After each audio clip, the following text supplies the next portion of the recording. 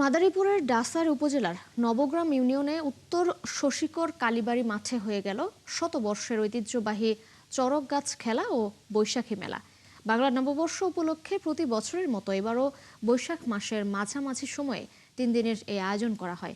মেলার শেষ দিনে অনুষ্ঠিত হয় চড়ক গাছ খেলা। এ সময় 5 জন যুবকের পিঠে বড় বড় লোহার তৈরি বড়শি আটকানো হয়। এর মধ্যে 2 জনকে বড়শির মাধ্যমে দড়ির সঙ্গে বেঁধে চক্রাকারে ঘোরানো হয়। এই দৃশ্য দেখতে দূর দূরান্ত থেকে আসেন নানা বয়সী দর্শক। আয়োজকরা জানিয়েছেন, ভক্তি ও বিশ্বাসের জায়গা থেকে প্রতি বছর তারা এই আয়োজন করে থাকেন।